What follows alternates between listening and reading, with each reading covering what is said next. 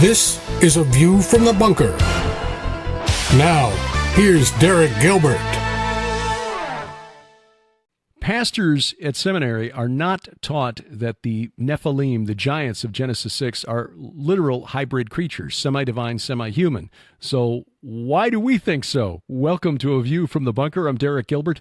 That'll be our topic for Iron and Myth program number 31. And joining us for our monthly roundtable, well, two of our three regular guests, as Dr. Judd Burton is trying to sort out a connection that will let him log into our little studio here. But as you will see, we've got reasons for believing as we do. Doug Van Dorn, author of Giants, Sons of the Gods, and the pastor of the Reformed Baptist Church of Northern Colorado in Boulder. You go to his church, you can actually hear preaching on Genesis 6 from time to time. And Brian Godawa, who has taken this message into the realm of fiction and nonfiction, author of Chronicles of the Nephilim, but also When Giants Were Upon the Earth and When Watchers Ruled the Nations. As for me, Sharon and I have collaborated on Giants, Gods, and Dragons, so you get an idea of where we're coming from. But the question is, why is the consensus in seminary not that? Gentlemen, welcome. Brian, you've dug into some of the reasons, the arguments against understanding the Nephilim, the giants of Genesis chapter 6, as literal giants and hybrid creatures. I guess I've had my head in the supernatural interpretation of Genesis 6 for so long. It sort of seems like, why would anybody view this any other way? Yeah. What are the arguments against that interpretation? Yeah, I think one of the reasons why we've been doing this sort of little mini series of debunking, or at least addressing counter viewpoints, is, I think it's important for myself when I'm researching interpretations of biblical things, scriptural things.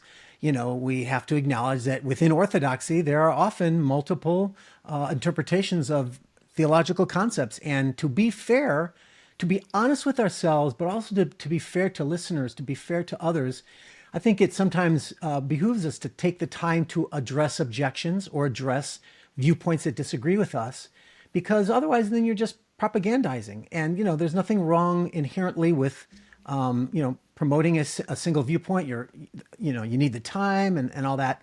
But it's important sometimes to take the time out and address those objections. And I know that myself, as a reader of these things, I often find myself, I'll read a viewpoint, and if I agree with them, I'm like, yeah, but what about these questions? How did you answer that? Because I know other people who say this, So that's our goal in doing this. And, we've already dealt with Sons of God, and what else have we dealt with? Psalm 82. Psalm 82, and other passages related to it that deal with the sons of God, the B'nai HaElohim, right? Yeah. Well, the other elephant in the room in these issues is, of course, the Nephilim. And, again, I'll try my best. I probably won't hit all the points, and you guys can fill this out if I miss something, of course. But I'm going to try to at least run through a quick sort of expression of how a non-supernatural, non-giant oriented interpretation of Nephilim, what their basic arguments are, so that we can hopefully, address some of those things. And of course, we get back to Genesis 6, but there's only two places in the Bible where the word Nephilim actually shows up, and that's in Genesis 6 and Numbers 32 and 13, and it's two places in Numbers. The word shows up twice in that verse, those couple of verses. So if we go back to the origin story type of thing, we're back to that Genesis 6, 1-4, and I'll just read it in context. When man began to multiply on the face of the land and daughters were born to them, the sons of God saw that the daughters of man were attractive, and they took as their wives any they chose. Then the Lord said, My spirit shall not abide in man forever, for he is flesh. His days shall be 120 years. The Nephilim were on the earth in those days, and also afterward, when the sons of God came into the daughters of man, and they bore children to them. They were the mighty men who were of old, the men of renown. And just starting off with that verse, the non-giant interpretation of Nephilim usually also believes that the sons of God are, human, either divine, dynastic kings or people from the line of Seth, right? But we've already addressed the sons of God issue, and it's still relevant in some of our answers when we give the answers. But nonetheless, they usually interpret the sons of God as humans, and then there's different ways that they approach this. But first of all, they usually say that the word Nephilim, the word is a plural word, for Nephil, but that word means to fall or fallen ones. That's what they'll say, and therefore it doesn't necessarily mean giants. And in fact, they'll say sometimes that the reason why the Septuagint was translated as giants is because Septuagint had some Hellenistic influence from Greek mythology that biased them to translate it that way. That's what they'll say. But the main idea here is that they say, look, it means fallen ones, okay? And it says that the Nephilim were on the earth in those days and afterward when the sons of God came in. It doesn't say that the Nephilim are the offspring. It just says that they were on the earth in those days when the sons of God were doing that. That's the first thing they try to say. And then secondly, because the verse doesn't literally say that they are their offspring, right? Then they'll say, and these were the mighty men who were of old, the men of renown. And that's, we've talked about this where the mighty men, that word is Gibborim, and it basically means mighty warriors. And they'll say, well, look, they're saying that the Nephilim, who are they? Well, they're not giants, they're Gibborim, mighty warriors. And if you look at that Gibborim word later on in the Bible, you'll see that it's used of other mighty warriors who are not giants like David's men, right? David had mighty men. So it's just saying, so what it's saying is if there's any giant aspect to this concept, it's more like giant in stature in terms of their reputation or their glory. It's like those are giant, mighty warriors of old. It's just a way of expressing greatness or mightiness in being warriors. Let's see. So that's sort of as far as I see. Those are some of the arguments that they give for Genesis 1-6. And then they'll go to Numbers 13:32, which we've addressed many times, and that verse, I'll go to that to read it. Numbers 13:32, and then so this is talking about the spies coming in from the land and with Joshua and Caleb and the spies, and it says that they brought to the people of Israel a bad report of the land that they had spied out, saying, the land through which we have gone to spy it out is a land that devours its inhabitants, and all the people we saw in it are great height. And there we saw the Nephilim, the sons of Anak, who come from the Nephilim, and we seem to ourselves like grasshoppers, and so we seem to them. Now, there's a couple different ways that they address this language. Again, they'll say, this is, saying like we're like grasshoppers. That's not literal, obviously, right? It's hyperbolic because they're not like grasshoppers. And again, they'll say these phrases, saying of great height, they are also phrases that are used elsewhere in the Bible that are just simply saying these are great men. And this is a metaphor, saying of great height is a metaphor for their mightiness, their warrior, right? It's not literal. Another thing that they'll say is that in fact, specifically the Hebrew Ansi Midot, which means of great measure. These are men of great measure. They would say that that's where it's a reference to greatness, not literal size. So they are of great measure is a metaphor. But also they'll say that the bad report is the key to understanding this. These guys are not telling the truth. They're exaggerating because they're afraid, right, to go into the promised land. And that's what it means when they say they gave a bad report, which means they're not telling the truth. They're exaggerating or they're lying. And so consequently, whatever that terminology used in that definition is not to be trusted. So, I'm sure, maybe you guys can fill that out, but that's sort of the basic, from what I've seen, that's sort of the basic approach that they'll use to interpret Nephilim, not as literal giants, but as just simply a metaphor for great warriors. Doug, you're the ordained pastor here. What did you hear when you came to that part of Genesis in your schooling? Well, if I even remember them talking about it,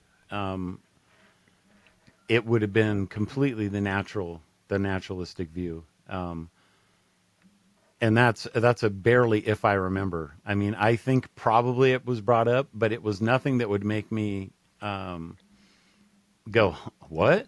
It was completely ordinary, normal. And that's pretty stock for most evangelical and Reformed schools around our country. What was it that changed your mind? It was reading Mike's book, The Myth That Is True, when he was giving that away for free online back in the day before it became the Unseen Realm.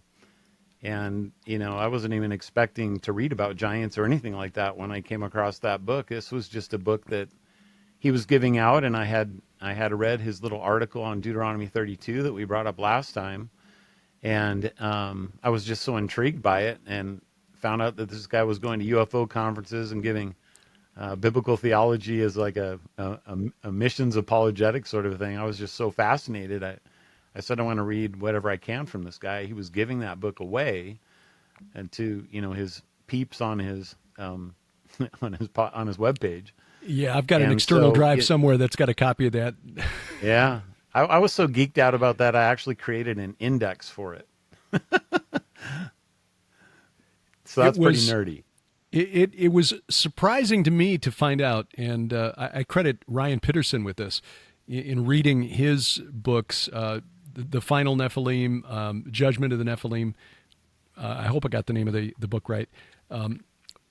He cites a lot of theologians from the 17th, 18th, 19th centuries who do have that supernatural understanding of Genesis chapter 6, because I had been under the impression that it had been lost until just recently, that after Augustine in the 5th century, that teaching had been abandoned by Christian theologians. And maybe it has, at least as far as what's being taught in seminary, but it seems that Bible scholars, starting in the beginning of the 20th century, and they, just because they're Bible scholars doesn't mean they believe that what's in the Bible is the actual Word of God, but their consensus anyway seems to be that the Hebrew prophets understood Genesis 6 to mean what we interpret, that this was a divine-human hybrid that was created, and the Hebrews did believe that they were giants. So that seems to be the theological consensus of Bible scholars, but for some reason it's not being taught to pastors in seminary. Yeah, Willem van Gemeren wrote an article. He's been dead now for probably 20 years or whatever, but he wrote an article on the demythologizing of places like Genesis 6 as a fairly recent phenomenon. And so, to me, that really hits well with the isms that you find in the 19th century that were all so naturalistic.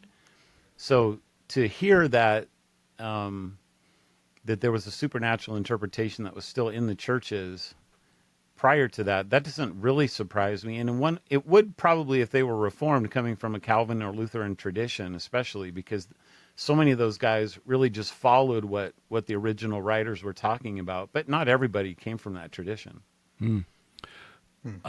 One of the books that I've read that you turned me on to, Doug, is the doctoral dissertation by Jaap Dodens, who's a scholar. Is he Swedish or Danish? He's he's Dutch, I think. Dutch, okay. But his doctoral dissertation was on the sons of God in Genesis chapter 6, and he points out that there was a German scholar in the 19th century, who late 19th, early 20th century, who basically turned Christian theology back to a supernatural interpretation of Genesis chapter 6. But again, that doesn't seem to have worked its way into seminaries, because it's certainly not the majority view of pastors in the pulpit, which is why this is so new when a lot of people hear it. And I knew it was new to me. It's worse than that. It was new Derek. to me when I first heard it. Yeah, it's actually worse than that in some places. I know two professors in two different seminaries that were at one level or another teaching the supernatural view of Genesis 6. And when the word got back to those who were in charge of the seminary, both of them were called into the office, and they were told explicitly, "You will not teach that in this school." This So really strikes ironic me if as you think odd. about it. Yeah, it is so ironic, right? It's ironic because like the human view interpretation is actually following the atheistic demythologizing. Their Right. fear And of mythology yeah, is their drive to demythologize everything, yeah. and that clearly comes from an atheistic 19th century worldview. And wow, you know. Well, and especially if you take any kind of a scripture is our supposed to be our base for our theology. I know that a lot of folks go to the extra biblical text, but you don't have to do that in order to demonstrate this view. And if you just are looking at the scripture and talking about it that way, if scripture is supposed to be your final arbiter and you're not even allowed to talk about it, that's problematic. Yeah. It is interesting, the tack that is taken sometimes by people who just don't want to accept this understanding of who the giants of Genesis 6 were, and ontologically, I mean, semi-human, semi-divine, that can't be. There's no place in the Bible that says angels can do that. Well, yeah, right there in Genesis 6, that's exactly what it says. Well, except for that. But that doesn't count because, okay, well. Yeah, because angels can't have sex. Right. No, Because Jesus said they don't get married. It's just so funny, how people have these assumptions and they don't even realize you're begging the question. That means when you are assuming the very thing that's in question, you're just asserting your dogmatic ignorance, or shall we say, to be fair, your dogmatic commitments. One of the things that, and this is one of the reasons Sharon and I do this in our weekly Bible study, when we read the Old Testament, we follow along. Whoever's reading, we alternate chapters. We switch. The other person will be reading along in the Septuagint translation, which was produced by Jewish scholars in Alexandria in the 3rd century BC.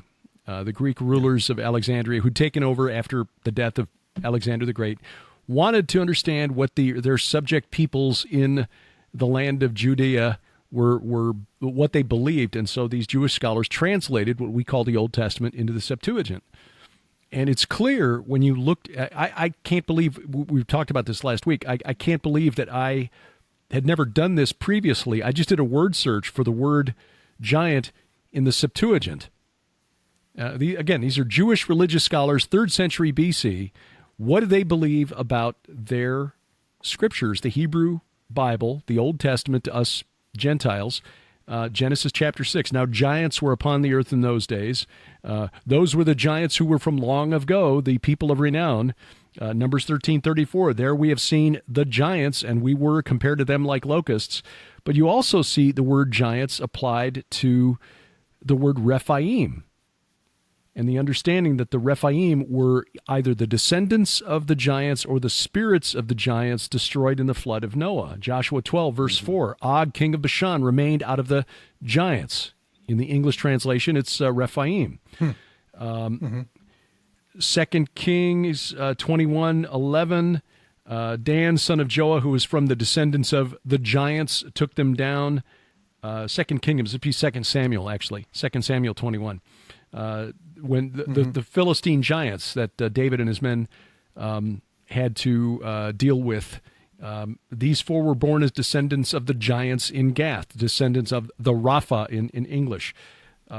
We see in Job 26:5, are not giants brought forth from beneath the water and his neighbors? The word in Hebrew is Rephaim.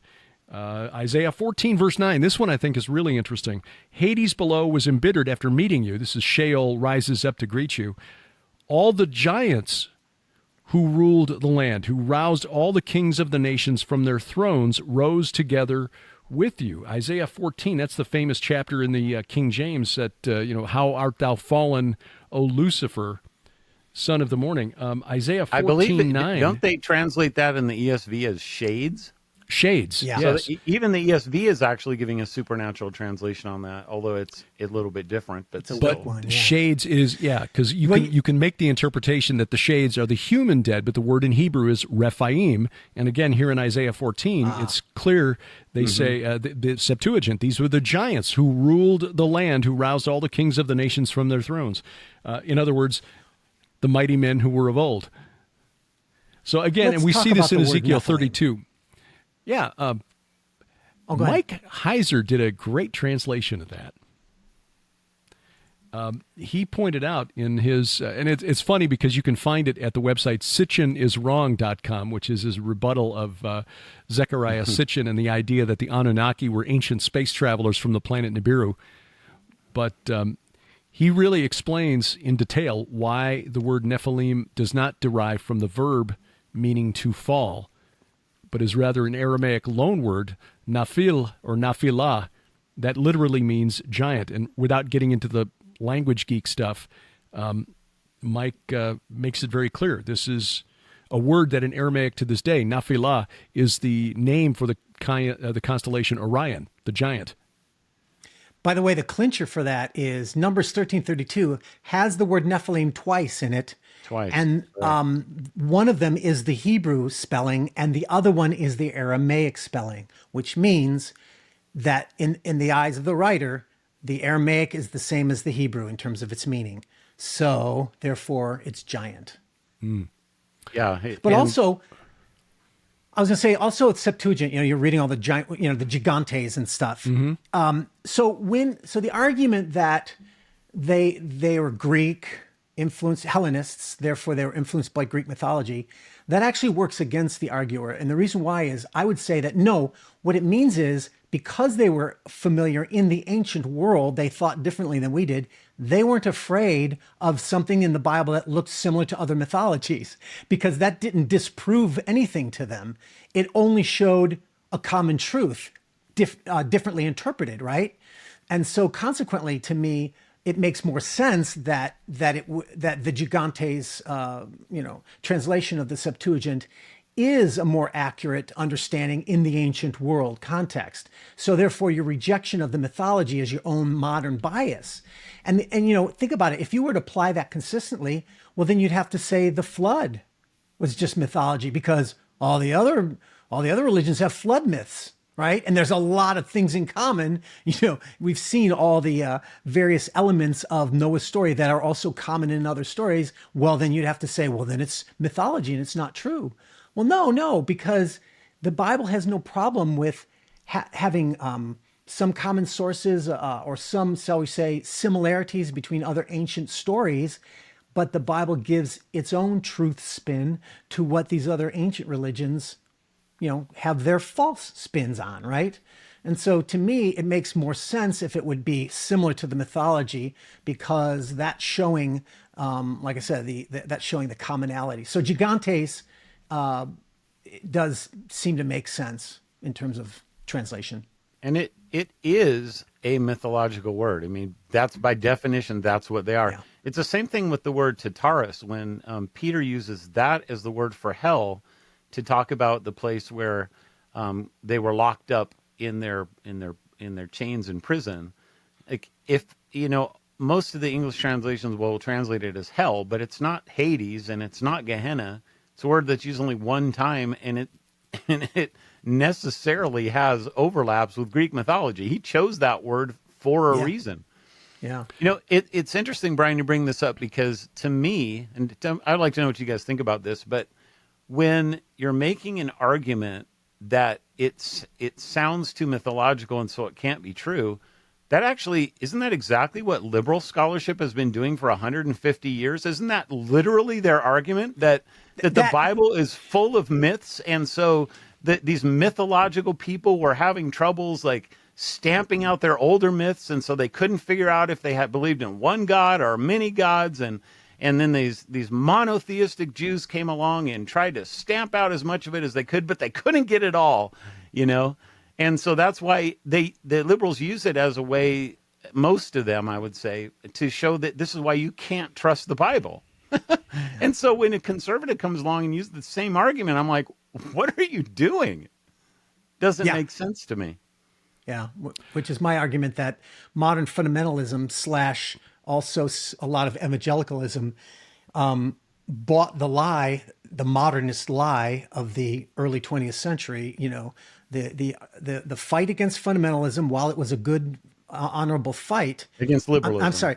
Liberalism. The fundamentalists joined up with the all the different branches of conservative Christianity, Yes. which included fundamentalists, came together to fight against liberal theology, and out of that came the fundamentals that they Yes. wrote. But Yeah. part of the paradigm was a false paradigm that's what we're battling with here, which is this hyperliteralism, where they, just like atheists will read the Bible and they'll read it hyperliterally in order to see how it's nonsense. It doesn't prove it's false. It's ridiculous.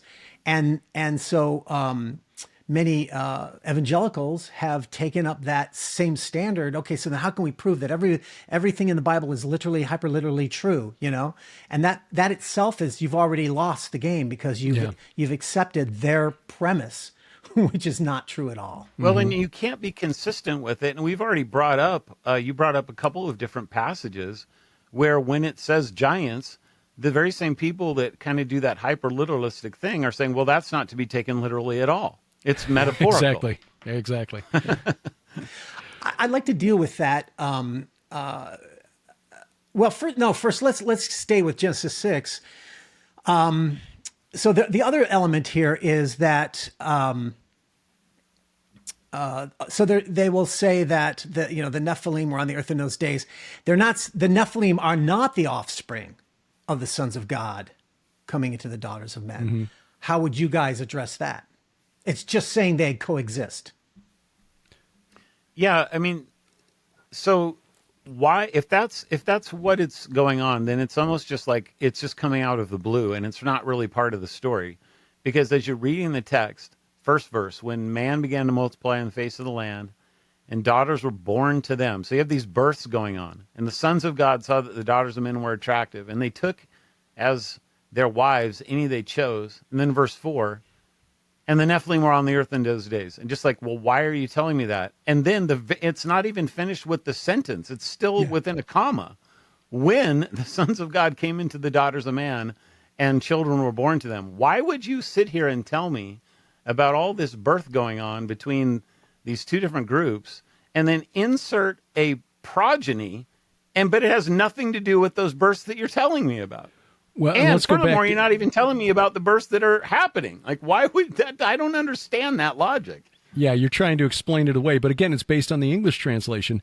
How did the Jews of the 3rd century, how did the Jewish religious scholars understand it? Here's the English translation of the Greek Septuagint. Now giants were upon the earth in those days, and after that, whenever the sons of God entered into the daughters of humans, they fathered children for themselves. Those were the giants who were from long ago the people of renown. It seems clear to me that the Jews understood that was what had happened there. And certainly that's made explicit by the Jews who wrote the book of First Enoch around the same time that the Septuagint was being translated. Not only that, but remember, people, Jesus and the apostles quoted the Septuagint. That's so right. you can't, we can argue on a text critical basis. There are problems with the Septuagint at times, and there are problems with the Masoretic text at times, and that has to, you have to do a deep study and all this. But in general, you can't dismiss the Septuagint. If the apostles and Jesus are quoting it, you have to take it seriously. And if you're going to deny the interpretation, you're going to have to show some pretty powerful exegetical gymnastics to do so, in my opinion. Yeah, I'll give you a specific example of this. Hebrews chapter 2, for whatever reason, I was kind of doing a deep dive on what is the message that the angels delivered in Hebrews chapter 2. I was talking with Derek a little bit earlier this week about this, and everybody assumes that message is that the angels were somehow interceding with the law of Moses, because Stephen talks about that in Acts 7, and Paul talks about that in Galatians 3. And in those two places, it's very clear that he's talking about angelic intercession of the law. But Hebrews is using very, very different language for this. And the entire surrounding context on both sides of this are all of these quotations of the Psalms about angels, and they're all from the Septuagint. Huh. Very interesting. And, and into that, we can go a little further with it, just as it's related to this, because the Septuagint is where we find the sons of God being translated as angels. So that's relevant to the discussion, because it's not just that angels is coming out of nowhere. This was the translation that these guys were using for whatever reasons to translate sons of God, is in this heavenly interpretation. So those Psalms have as their context, I would argue probably every single one of those 10 or so Psalms that are quoted are somehow related to the divine counsel. So, it's just very interesting that you bring up the Septuagint part of this. You guys do both, and that we can actually go to a specific 2 chapters where that's all it's quoting is the Septuagint. And Hebrews chapter 2 is just filled with, it's filled with divine counsel references. Yeah, all over the place. Mm-hmm. One of the things I found interesting was that one of the early church fathers seemed very much aware of what the Greeks and Romans believed about the giants. The gigantomachy, the war between the giants and the gods. And Doug, I think I may have clipped this from your book, because you cited a lot of these references by the early church fathers. Pseudo Clement, which is dated to the 3rd or 4th century, so named because it was attributed to Clement, but Clement was, late 1st, early 2nd century? Anyway, chapter 15 of Pseudo Clement. But from their unhallowed intercourse, spurious men sprang, much greater in stature than ordinary men, who they afterwards called giants. Not those dragon-footed giants who waged war against God, as those blasphemous myths of the Greeks do sing, but wild in manners and greater than men in size, inasmuch as they were sprung of angels. And then he goes on from there. So, because when you look at, say, the great altar of Zeus from Pergamum, there is a carving, or a frieze of the gigantomachy on one side, and you see that all of the giants are depicted as having serpentine lower appendages. Mm-hmm. And so Pseudo Clement here is making a claim and saying, no, these were real dudes, much bigger because they're half angel, bigger than men because they were sprung of angels, smaller than angels because they came from women. And he goes on from there. So they understood, the Greeks have these myths about them, but those are twisted. That's not what we're talking about here. Yeah, I remember writing that, as you bring it up, Derek, in the Giant book. I had a whole section on how you had this was a universal depiction of these characters, that they had human torsos and serpentine legs. Right. You find this in China, you find this in India, you find this in Scandinavia, you find this in Mesoamerica, you find this in Egypt, you find it in Babylon, you find it in Greece. And it's kind of like, what's going on there? Why would you do that? And it's important to remember that just speaking about what a watcher is, they are deeply connected with serpents in all kinds of different ways, whether it's from the divination, the crossing over, to the way that they're depicted in several different pseudepigrapha as looking serpentine in appearance, the visage of a viper, dragon-like in appearance, to Genesis 3, where the serpent is, called a serpent, and we actually think that it's a talking snake or something, but it's really, this is a way to depict these watcher beings. So if you have a human torso and serpentine legs, it's like, what better way to draw something that would be a half-breed if you were trying to communicate that's what these creatures are. Right. And that, by the way, if you do, accept the translation of the word as giant, that's the only way that the half-breed, half human, half angel is the only way to make sense of it. Because if the sons of God are not angels, then how could just humans mating with women, how could that breed giants that are very specifically related to those people, unless there's something magically different about them, right? Yeah, and I've never actually heard anybody, I don't know if you guys have, try to answer that question from a Sethite sort of a view that, no, I haven't. You get people that will try and argue about that the Nephilim means fallen ones, but they're not addressing the fact that Goliath is 10 feet tall and Og's bed is 13 feet long, and the depictions not only of the spies in Numbers 13, but of the Anakim in Joshua and in Deuteronomy chapter 2. Several different times these tribes are called giant of stature. Like, those are not in the context of spies lying.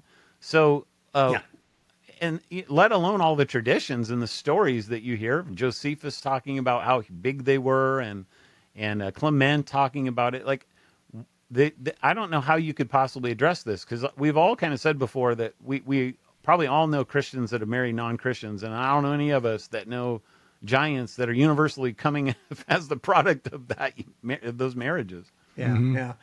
And something else about the metaphor thing. It's like, yes, there are metaphors, but if you have to also take the metaphors in context. For instance, Numbers 13, it talks about the land devours its inhabitants. So there's the sort of that. We also know Enoch talks about that, right? But it says they saw them, they are of great height, and we observed ourselves like grasshoppers. Those are not metaphor. Grasshopper is not a metaphor. It's a metaphor of size. It's not a metaphor of greatness, right? But even more specifically, in the other locations like Deuteronomy 1 and 2, it says it gives the language that precludes only speaking of greatness. So it says, for example, in Deuteronomy, when all of them, 128 says, the people are greater and taller than we, the sons of the Anakim, greater and taller. It's not saying like just they're taller as a metaphor for greatness. They're greater, they're taller. In Deuteronomy 2:10, the Emim live there, a people great and many and tall as the Anakim. So again, you've got multiple expressions of they're a lot in number, they're tall, they're also great. So you can't say that this is just a metaphor for greatness, like the mighty men of old type of thing, but that their greatness is obviously connected and part of this height factor. And I think there's another place too where it comes out. Deuteronomy 2:20. The land of the Rephaim former lived there. The Ammonites called them Zamzumim, a people great and many and tall as the Anakim. This is sort of a phrase that keeps being repeated. So that's my argument against the saying they're large or size is just a metaphor for greatness. No, it's encompassing more factors than that. So the equation here would be that just from a logical standpoint, calling them giants or calling them Rephaim suggests greater stature, I should say. It's clear that the Jewish translators, the religious scholars who translated the Septuagint saw it that way. But we also know that the Canaanite neighbors of the Israelites venerated these spirits thanks to the discovery of those Rephaim texts at Ugarit 100 years ago. I think they've only been translated within the last 40 or 45 years, but it's clear that they were believed to be these underworld spirits that had some sort of power in the netherworld. In fact, there's a proverb, and I had it in front of me, and now I've switched screens, but there's a proverb that makes reference to one who wanders from the way of good sense will rest in the counsel of, the English translation is the dead, but it's counsel of the Rephaim, and that echoes Ugaritic texts, Canaanite texts, that talk about these underworld spirits, the assembly of the Rephaim, the assembly or the council of the Ditanu, which is that ancient Amorite tribe that is the origin of the name Titan in the Greek religion, because the Greeks basically got their veneration of the demigods like Heracles and Perseus from their eastern neighbors, from the eastern Mediterranean, from the Canaanites, the Amorites. So these giants were not just humans of exceptional stature. There was something special about them that made them more powerful, and their spirits continued to be venerated after their death. That 1999 paper by Amar Anus, Were There Greek Rephaim, where he showed that the origin of the term used by Homer and Hesiod for the demigods who lived during the Golden Age was the same root behind the Canaanite word Rapayuma or Rephaim. And it's like, to me, that was like mind-boggling. It's like, wow. So very powerful. Yeah. Yeah. And when you've got really respected scholars like Derek, Nicholas Wyatt. Yeah, go ahead with the Nicholas Wyatt thing, because that's important. Nicholas Wyatt, who's a professor emeritus, University of Edinburgh, who's done a lot of research and writing on the Ugaritic texts and the overlap with Hebrew religion and the Hebrew Bible has come to accept Amar Anus's explanation in some of his papers. So he's kind of validated that overlap. I mean, the Tadanu or Ditanu of the ancient Amorites, who were later venerated as this group of underworld spirits connected to the Rephaim. That's where the Greeks got the name of their underworld gods who were, banished to Tartarus. And there was some kind of connection between the Tadanu and the Rephaim. Well, that would make sense if the Rephaim spirits of the Rephaim were the giants who'd been fathered by these Tadanu, titans of the ancient world. To me, I think this was just mind-blowing. This ought to be in every church. It's like, hey, your kids are following Percy Jackson and the Olympians. Let's talk about that, and explain why the Bible's a lot more exciting than we've been teaching it to this point. Because that story is here in Scripture. When Paul was, going out and battling demons, when Jesus was casting out demons left, right, and center, he was battling the giants. And we can show it. We know that the Israelites were surrounded by people who venerated these spirits, and that's what all of this eating forbidden food, Isaiah's condemnation of eating forbidden food amongst the tombs was all about. The whole cult of veneration of the dead. It was connected to the Nephilim, whose spirits were later called Rephaim by the Israelites and their neighbors. I think we can add one more thing to this, Derek. You can talk a little bit more about this. They're all set it up for you. And that's the idea of cosmic geography, sacred geography, and especially as it concerns the area of Galilee and the Bashan. And I remember the first time I read this in Mike's book that Bashan means the place of the serpent. And so this is the place where Og, who has that bed, or dolmen, whichever one, but probably a bed that is 13 feet long, and happens, by the way, to match the length of Marduk's bed. Mm-hmm. So that puts him in that same sort of a mythological category. But Og ruled over this whole area of Bashan, from Mount Hermon down south to Galilee, and then out into some of Syria. Huge swath of land. But this is where Jesus' entire northern ministry is located. And when he's doing things like casting Legion out, or, as you've pointed out, going through the valley of the shadow of death and all this kind of stuff, when he's feeding the 5,000, when he's going up top of Mount Hermon, everything that he's doing in that ministry is one way or another related to the supernatural realm. And when I kind of made my Indiana Jones discovery of that serpent mound, it was really because Mike had told us that the place is called the place of the serpent. And I had, for whatever reason, been looking at serpent mounds and all these different things. But when you find that this thing is a tenth of a mile, just a tenth of a mile, you could hit a golf ball from Gilgal Rephaim onto the serpent mound. And then you learn that they're actually building all of this stuff on top of the serpent mound and nothing below it, and that somehow there's this interaction going on between this wheel of the giants and this serpent mound. I mean, and then you learn that they're venerating the dead and the Rephaim at this very place.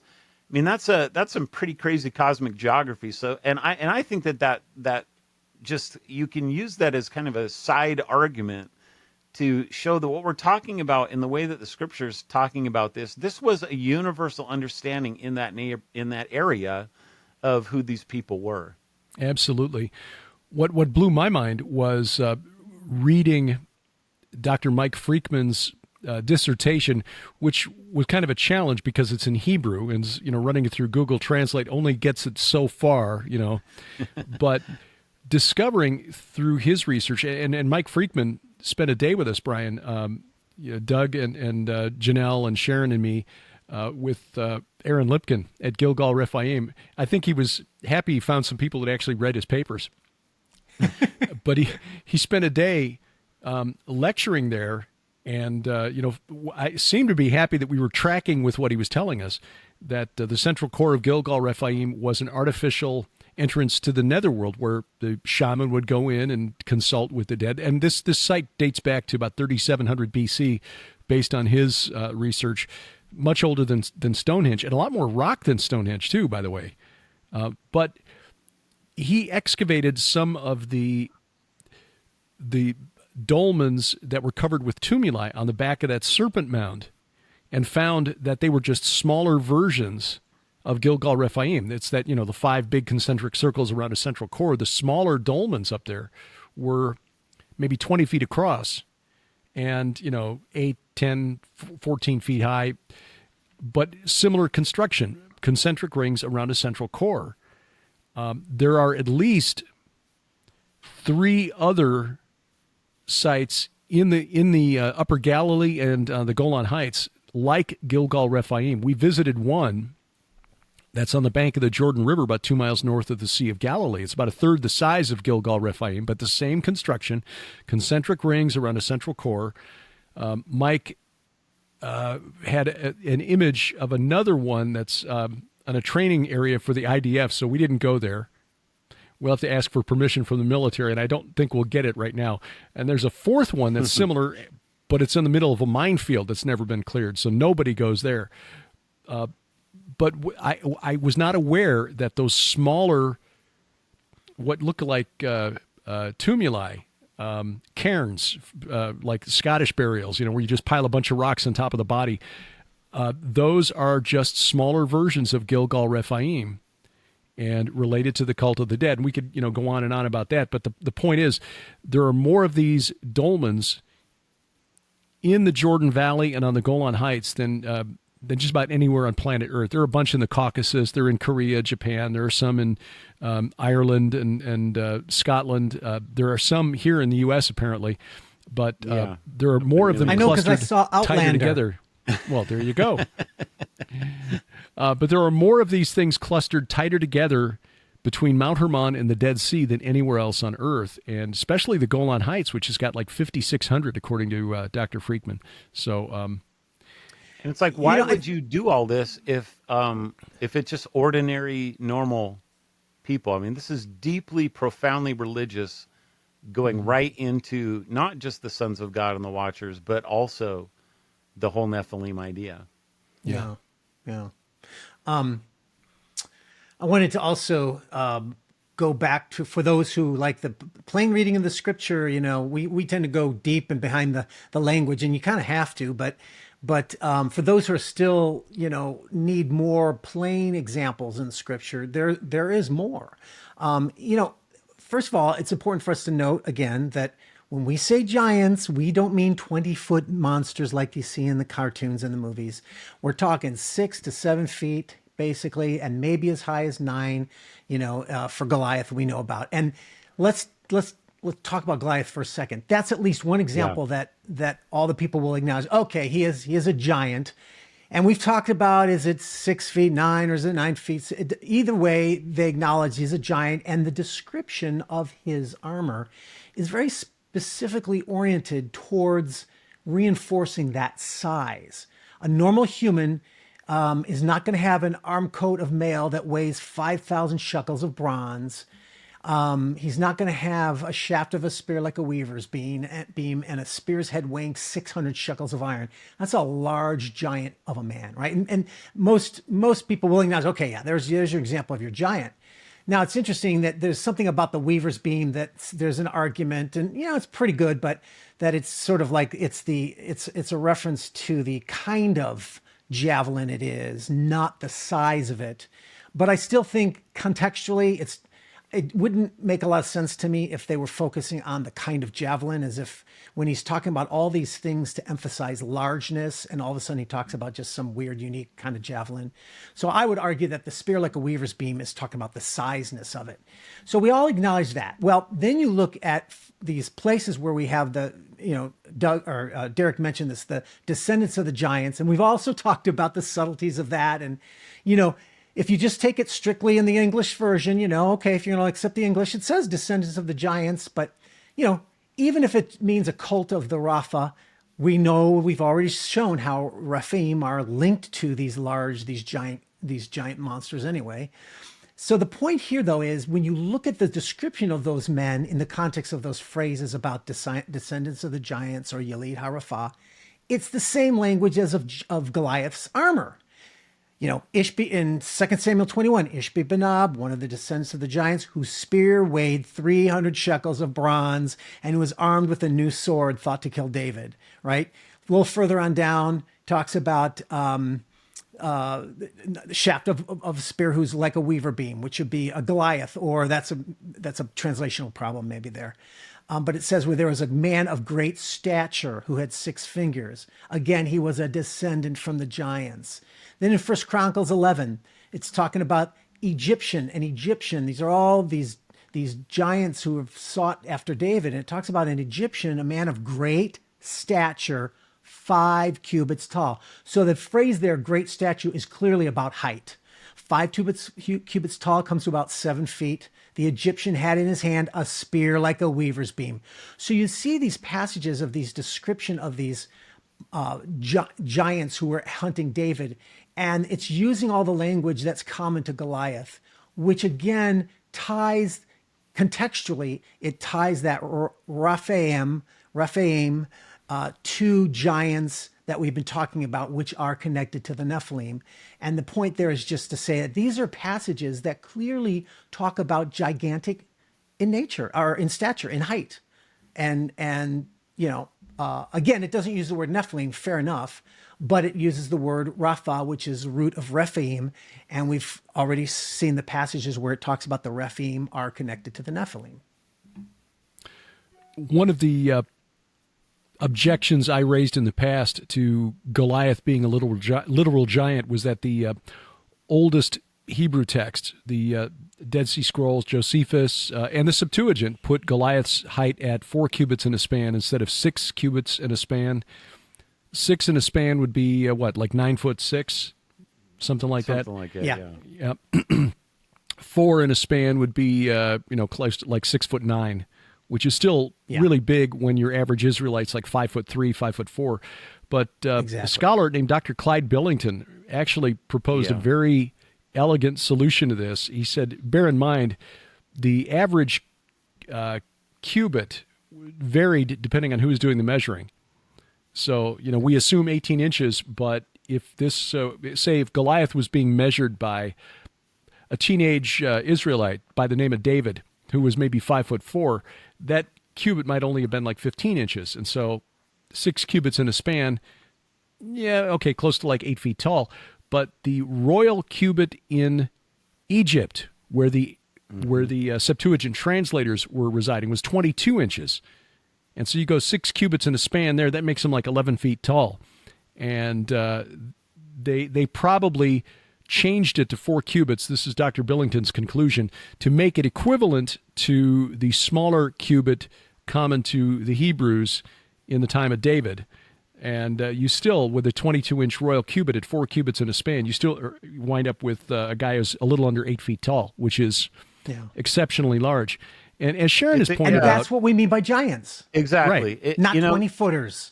Right. To me, the 6'9" thing doesn't make really a lot of sense at all. I know that that's the position that Mike took, and a lot of people take it because of the Septuagint. But I've thought about this. It's like, okay, David's an average size Israelite, 5'5", and we know that Saul is a head taller than him, and that's why they picked him. Which is interesting because they wanted a king like all the other nations around, and so we want a really tall guy. Nothing to see there.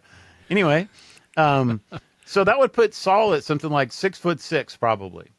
And so now I'm supposed to believe that the entire Israelite army, all of them, including 6'6" Saul, who's only 3 inches shorter than Goliath, is so terrified that nobody's going to go out there and do anything about this. Fair enough. The other thing to consider, and Sharon has pointed this out, and again, she's the smart one in our household, that there may have been some occult workings that caused some epigenetic changes to the Philistine giants. Now, this is sheer speculation because the text doesn't tell us this. Again, we do know that the Nephilim, the Rephaim, were venerated by the neighbors of Israel. As far away as Greece and Rome, they were still venerating these demigods, heroes of old. So believing that the Philistine giants who had connections to the Aegean were in some way venerating these demigod heroes is not out of the realm of possibility. Saul, when he was warning David not to go out there, 1 Samuel 17:33, doesn't even mention Goliath's size. Here's his line: "You are not able to go against this Philistine to fight with him, for you are but a youth, and he has been a man of war from his youth." He's a trained killer, and you're not. It's possible that these guys were, if they were getting into this, the subtleties of the language there, Yalid ha-Rapha, if that does mean like a cult of the Rapha, they could have been demonically possessed or energized by these spirits in the way similar to the Viking berserkers. But again, that's speculation. But the bottom line here is that we know from the Bible and from the cultures around ancient Israel that gives some context to what the Hebrew prophets were going on about, was that these spirits of these entities were venerated and were sacrificed and worshipped by the neighbors of ancient Israel. And God made it very clear, don't do this.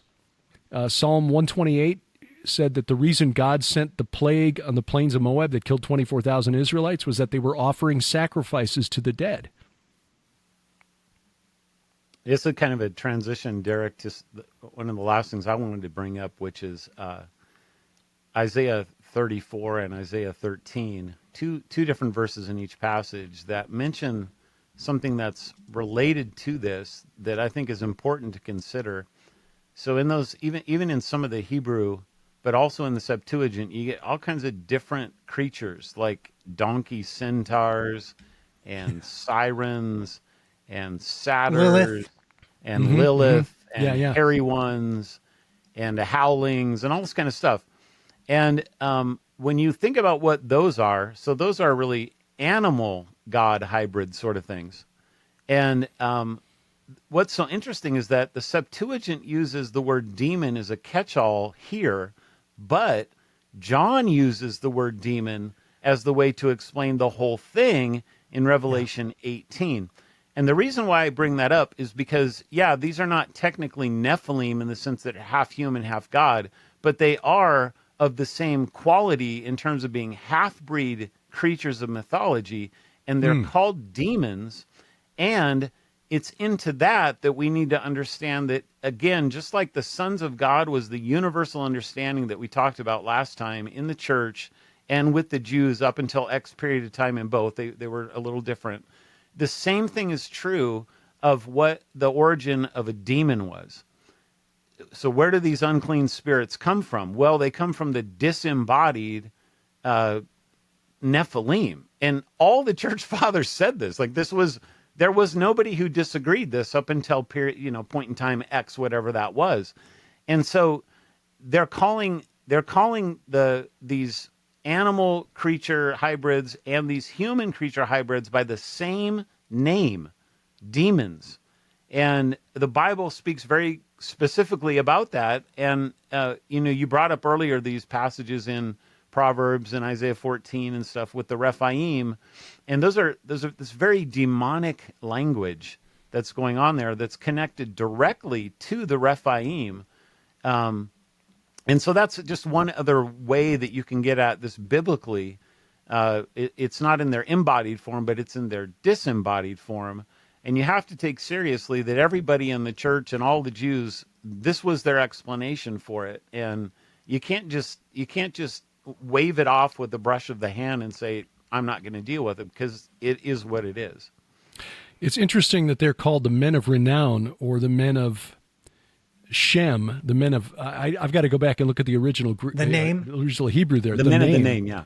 Yeah, men of the name in Genesis 6, because one of the beliefs of the pagan neighbors of ancient Israel was that after your relatives died, your ancestors died, you had to keep calling them by name once a month to that kispum, that ritual meal where you fed them to sustain them in the afterlife. And there are some references in the Old Testament that hint at this, like in 2 Samuel 18:18, where Absalom builds a pillar for himself because he had no son to keep his name in remembrance. But in Isaiah 26, it is specifically mentioned, beginning at verse 13, O Lord our God, other lords besides you have ruled over us, but your name alone we bring to remembrance. They are dead, they will not live. They are Rephaim, they will not arise. To that end, you have visited them with destruction and wiped out all remembrance of them. Basically, a polemic against this cult of the dead that surrounded ancient Israel. And it stems from Genesis chapter 6. I think there's two things that the good. Bible, that the Old Testament is doing along the lines of the name and also the Gibborim. This is my opinion. And some scholars have seen this, and it's one of the reasons why I bring it up, that Noah has a son right after this whose name is Shem, and of course that means name. And so there's a word play that's going on, and you find that word play also at the Tower of Babel, where they want to make a name for themselves. So this is kind of the first place that you see this, where there's men of the name, and then at the Tower of Babel they want to make a name for themselves, and then Noah has a fellow named Shem, which means name, and it's out of that guy that God is going to come along and subvert the whole thing and make a name for himself.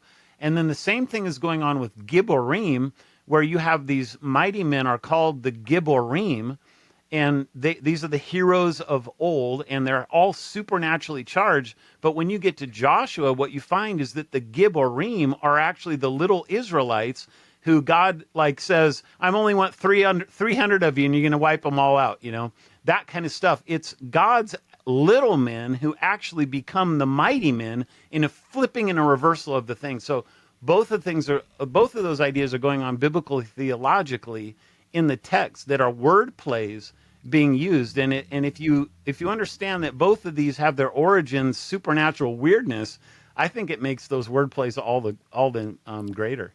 Well, and their neighbors knew about this theology as well, the name theology, because those Rephaim texts from Ugarit, they literally summon the Rephaim to the summit of Mount Hermon, to the threshing floor of El. And in the ancient world, threshing floors were considered portals between this realm and the next. The threshing floor of El, or the tabernacle of El, where the blessing of the name of El would revivify or resurrect the heroes. And according to the text, this is a portal. Is this why the angel of the Lord comes to the threshing floor with David? Yes, absolutely. In fact, we've got a chapter titled "Threshing Floors and Portals" in our forthcoming book, "The Gates of Hell." There we go. See how Sharon I did that one? Yes, thank you. Promo, slam dunk. But yeah, and that wait, same... what? My book? What about my book? I've got giants in my book. Oh crud! My last book doesn't have giants, so oh well. Well, yeah, just a serial killer, which is pretty good. You should have changed your posters behind you there, Brian. But that Rephaim text where they're coming to be revivified, that text literally has these Rephaim mounting their chariots and driving and arriving at the summit of Mount Hermon, the threshing floor of El, at dawn of the third day. Huh. Yeah. Nice. So, 1,200 years before the birth of Christ. Well, the giants of Genesis 6, you've been listening or watching the last hour, you get an idea of where we're coming from. If you're interested in the theology behind it, both Doug and Brian have condensed them very nicely into their books, Giants, Sons of the Gods. Brian's When Giants Were Upon the Earth. Sharon and I tackle it to a degree in Giants, Gods and Dragons. Judd Burton, who sadly couldn't be with us tonight, Nephilim, ethno-historical notes on the Nephilim, interview with the giant. Absolutely. Dig into all of that, or dig into Dr. Michael Heiser's work, Reversing Hermon, or The Unseen Realm, which is really foundational to all that we do. So we think we've got sound theology here for this weird belief, but as Mike used to say, if it's in the Bible and it's weird, it's probably important. So, Doug Van Dorn online, douglasvandorn.com, Brian Godawa, godawa.com. You'll find links to their websites in the notes. Guys, thanks very much, and we'll do this again next month. 2. Check the show notes below this video or audio, however you are consuming this podcast, for links to the websites for Brian Godawa, godawa.com, Doug Van Dorn, douglasvandorn.net, and Judd Burton. We'll put him in there, even though technical issues kept him out of the podcast. BurtonBeyond.net. He'll be back with us next month, God willing. And straight ahead, there is a substantial portion of voters who think that what happened in Pennsylvania last Saturday was all staged. Yes, staged. Bless their pointy little heads. And conferences to tell you about new ones. Idaho Falls and Branson, Missouri. We'll tell you more straight ahead on A View from the Bunker.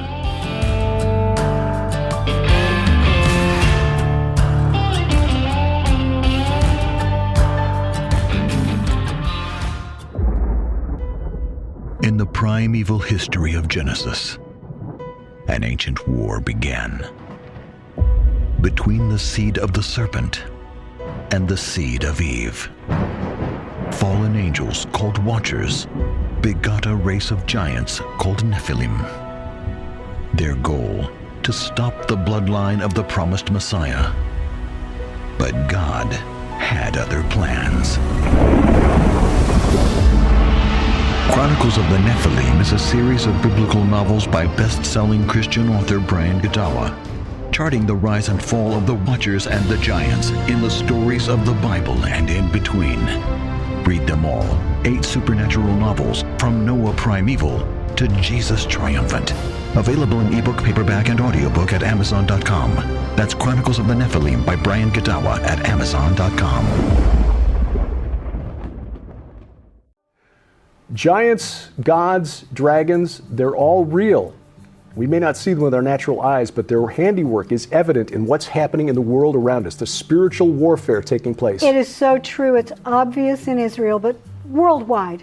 Historically, we've seen this happen. And we want you to get excited about the Old Testament and the New, and the giants, gods, and dragons within it, because your kids need this information. So do you. Yes. We're living in prophetic times. Help make sense of it with our special offer through July. Our book, Giants, Gods, and Dragons, which takes a fresh look at end times prophecy. My book's Bad Moon Rising, about the spiritual forces behind Islam. And Last Clash of the Titans, the overlap between what we were told is Greek mythology and the Bible. And our DVD, based on the 4 horsemen of the apocalypse. All of this, an $80 value for just $45 plus shipping and handling. Now through July, only at our online store, gilberthouse.org/store.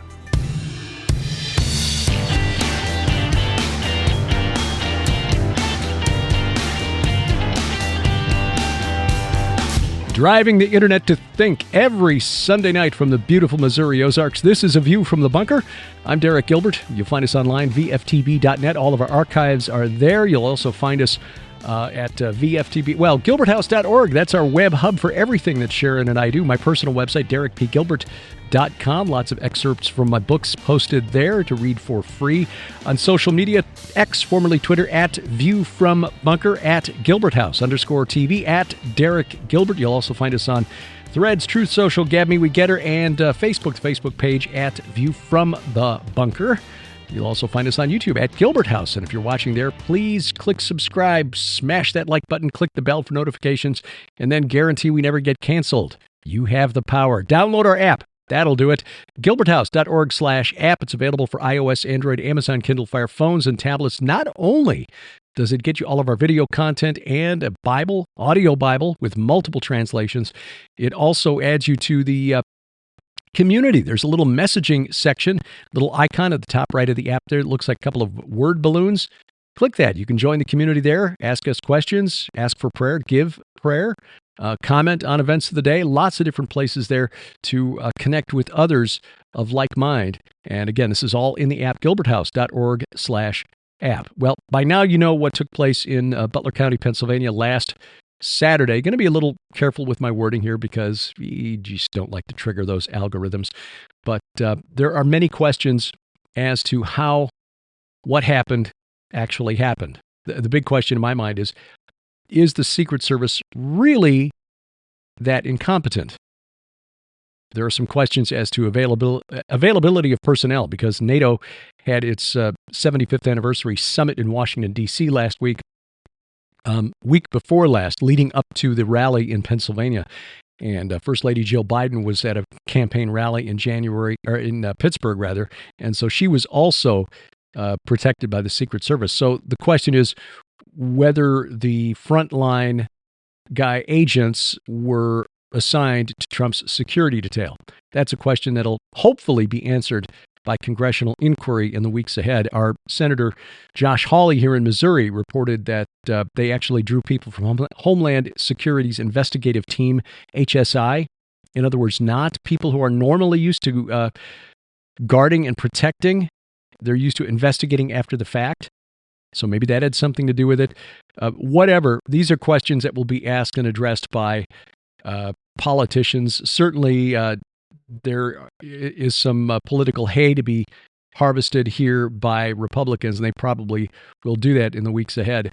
But one of the disturbing bits of information that came out this past week, because of the iconic photos that were taken of President Trump shortly after the attempt, standing bloodied, surrounded by Secret Service agents with the American flag in the background, fist defiantly raised.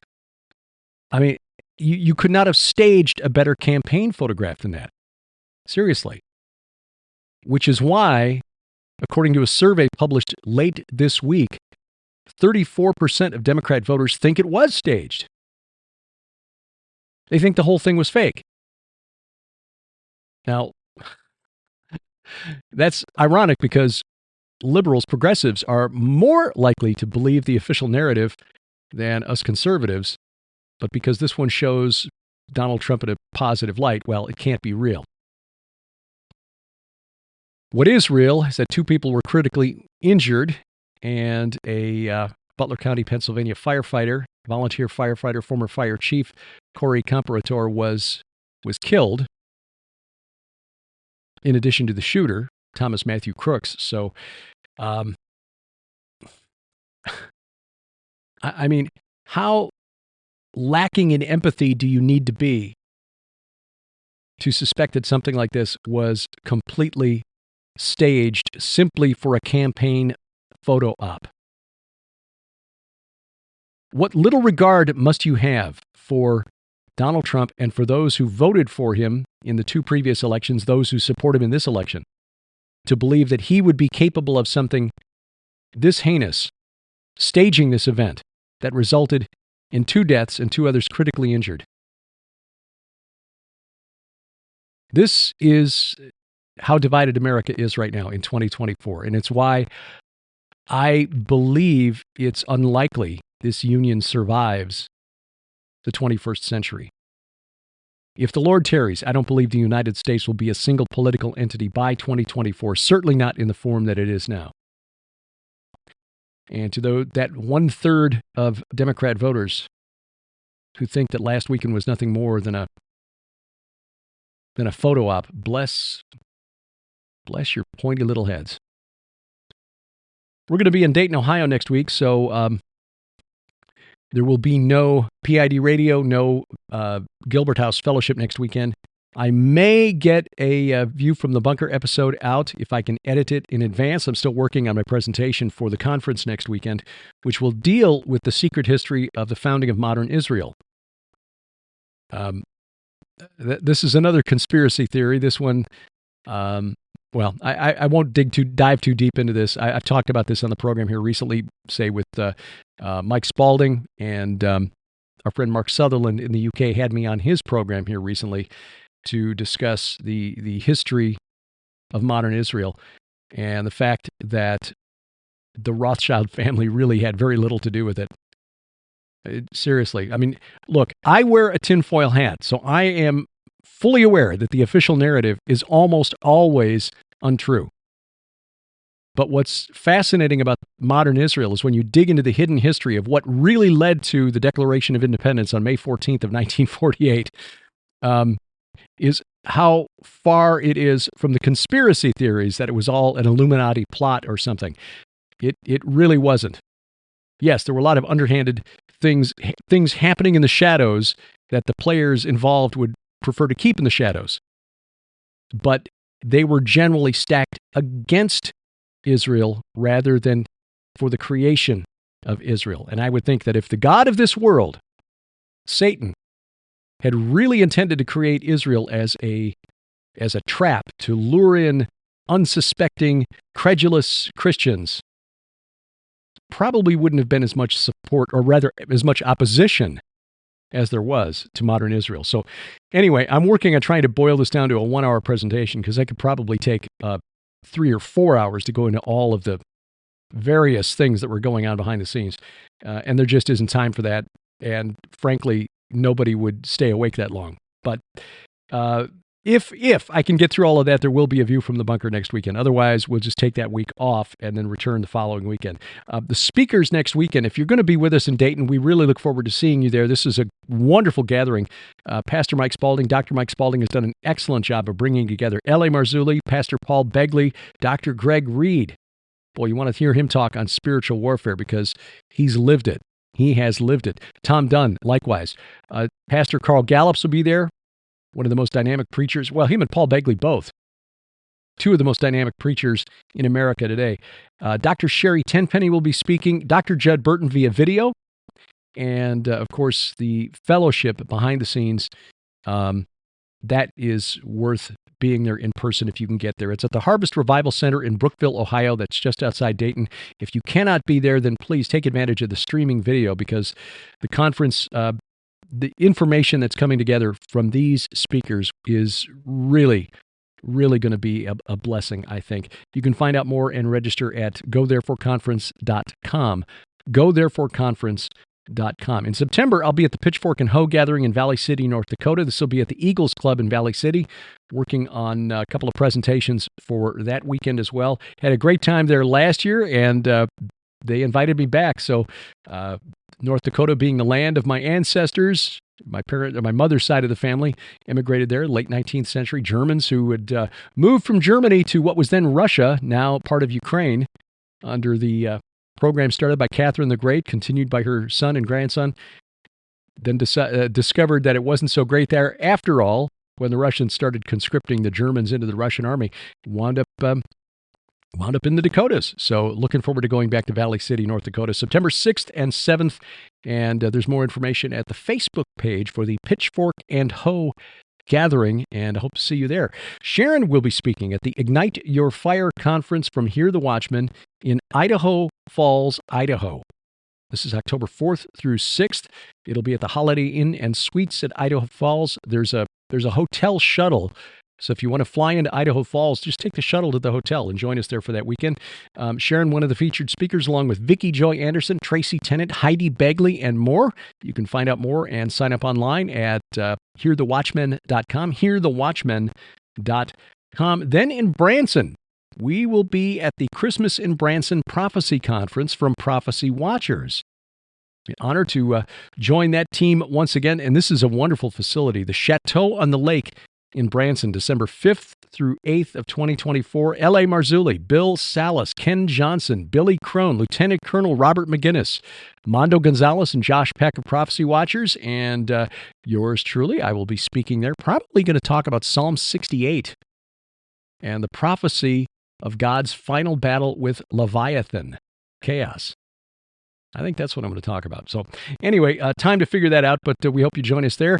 And you can find out more and register at prophecywatchers.com. And there's also another website there. What is the URL for that one? It is, I had it brought up over here. There we go. Branson Christmas Prophecy Conference.com. Branson Christmas Prophecy Conference.com. Again, December 5th through 8th. And we hope to see you there. We'll be back in Israel actually twice. We are now planning to go back in November, another solidarity mission with Israel, a one-week tour. We will go to areas attacked by Hamas on October 7th of last year, areas in the south like Sderot, possibly Ofakim, certainly the Nova Music Festival site once again. We'll go to Tel Aviv, Hostage Square, probably make another visit to the Shiva Rehabilitation Hospital, visit with wounded IDF soldiers, and then in Jerusalem, of course, the Temple Mount, the Mount of Olives, the City of David, and other locations still to be determined. We will probably also go to Gush Etzion, which was the site of a key battle during Israel's war for independence in 1948. Very powerful presentation there. So you can find out more at our website, gilberthouse.org/travel, gilberthouse.org/travel. And again, our Israel tour next spring, March 25th through April 3rd, with Doug Van Dorn, Timothy Alberino, and Dr. Judd Burton as our special guests. Don't miss out on that one. God willing, if peace returns, and we pray that it will be so by next spring, we'll visit sites that just are not on the itineraries of other tours. Gilgal, Rephaim, other megalithic sites that nobody seems to know about, that point to a cult of the dead, and perhaps sites constructed by the Rephaim in ancient times. Why do we say that? Well, because, for example, Gilgal, Rephaim, they estimate up to 65,000 tons of stone was moved to create that site. Compare that to Stonehenge, less than 2,000 tons. 65,000 tons, 2,000 tons. Gilgal, Rephaim should be much better known than it is. And there's another site overlooking the Jordan River, on the bank of the Jordan River, within 2 miles of the Sea of Galilee. In fact, less than half a mile from ancient Bethsaida, the hometown of Peter, Andrew, and Philip, the first 3 apostles called. Coincidence? We think not. More information at gilberthouse.org/travel. Thank you for taking time out of your schedule to watch or listen, as the case may be. If you're watching, again, at YouTube, thank you. Subscribe, share, and then download our mobile app. If you're listening, whether you've subscribed at Apple Podcasts, YouTube Music, Amazon Music, Audible, iHeartRadio, Spotify, Spreaker, Pandora, wherever fine podcasts are sold, again, thank you. Thank you. If you got a spare moment, we'd sure appreciate a good review.